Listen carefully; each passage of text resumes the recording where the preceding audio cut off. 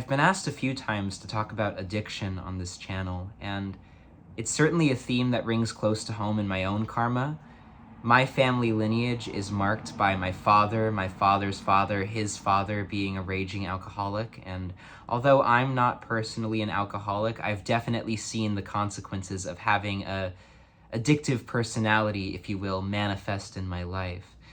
And it's really strange for me to talk about addiction while contextualizing it within the framework of non-duality, because really, there only is one real addiction, and every single other seeming addiction is really just a different face, a different symbol of the same addiction. The only actual addiction there is an addiction to the thought that if you manipulate the experience of your life in just the right way, if you rearrange the chairs on the Titanic just perfectly, then you'll finally be fulfilled and at peace with yourself. That is the only real addiction. And that thought is what catalyzes every other seemingly addictive behavior. When I walk into a bar because I feel helpless to my addiction, it's not really the alcohol that I'm addicted to, but it's the whole ritual of drinking. It's the whole ethos of being able to get high or get drunk, right? Or just take in a substance that seems to take me away from myself.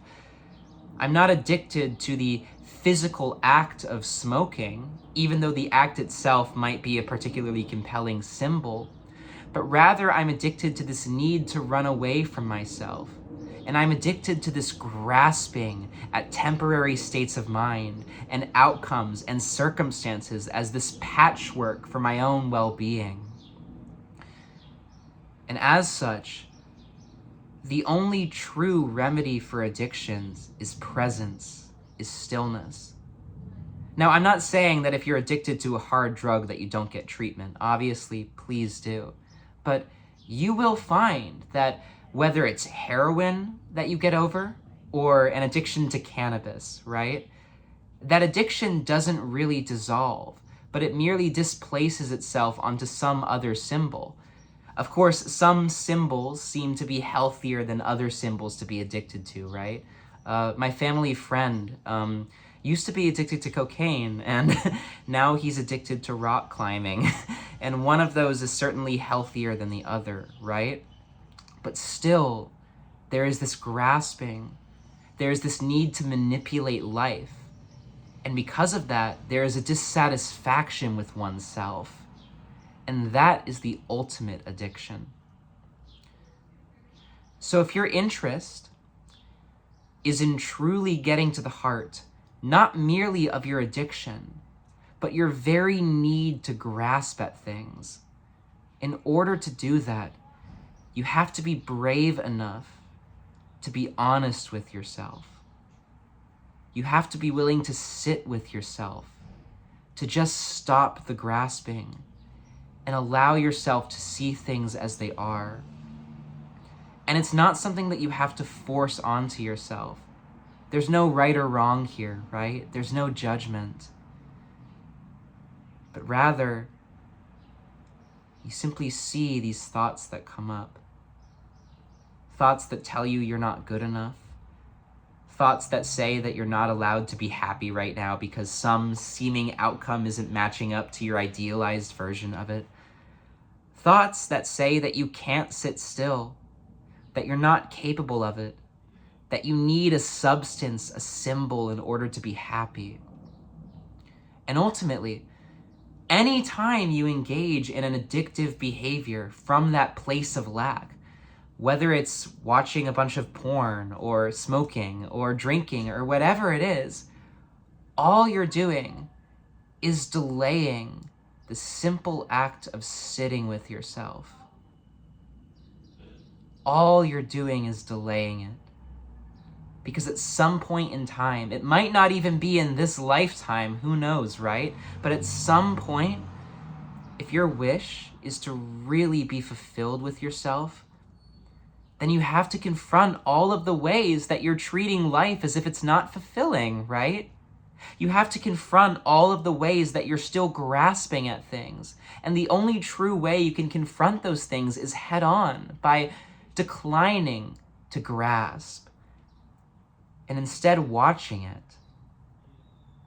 Watching as your mind races, as your body tries to fight with itself. And just sitting there with an open heart, with genuine acceptance and compassion for yourself.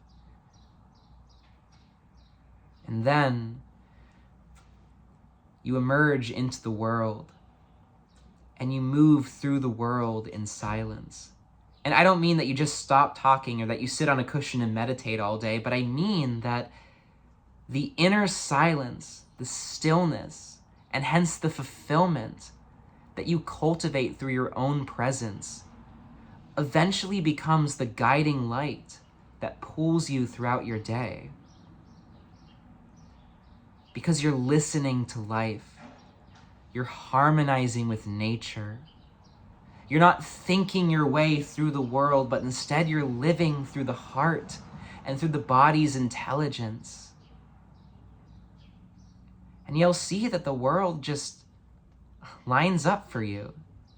Not only do you feel this deep sense of contentment and fulfillment that is irrespective of the seeming external outcomes of your life, but the very external outcomes of your life that you used to put so much weight on find a way to fit together in such a beautiful way. Because when you engage with your life through this perspective, not of grasping, but that you already have everything you need, life reflects that back at you.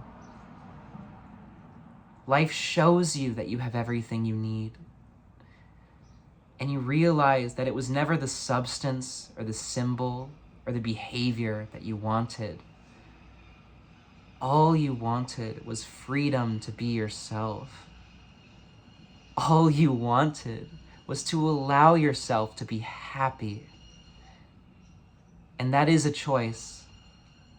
And to say it's not a choice is to deny yourself of so much power. It is to deny yourself of your birthright. Causeless joy is your birthright. Joy, love, that extends to every little crevice of your life and has no reason to exist at all, but simply is, because it is the very essence of your being, finally allowing itself to flourish. And you no longer feel a need to grasp as much. That need shows up in your body less often, because you've adjusted to a totally different way of seeing your life. You have gone through an inner revolution and come to terms with all of the different ways that you have been denying yourself the very happiness that you want the most. You will never, ever be happy through some object or through some title or through some outcome. You might get a temporary euphoria from it, but it always fades. And there you are again with yourself. But the moment you stop running from yourself, and that's all that addiction is, it's just running away from yourself, right? The moment that you stop running from yourself, oh my God, it's like you remember how goddamn easy it is. And it's easy. It is. The hard part is simply being willing to acknowledge it. Being brave enough to be honest with yourself.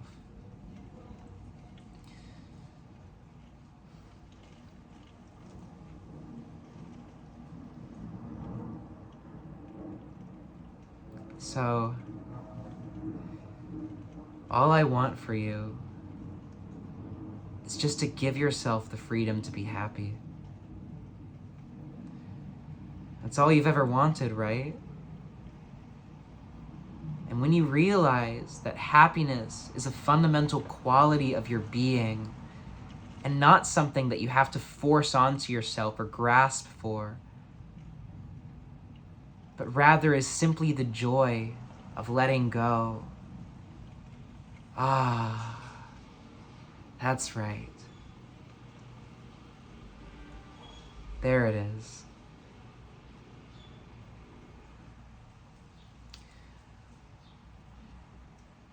So, truthineverything.org.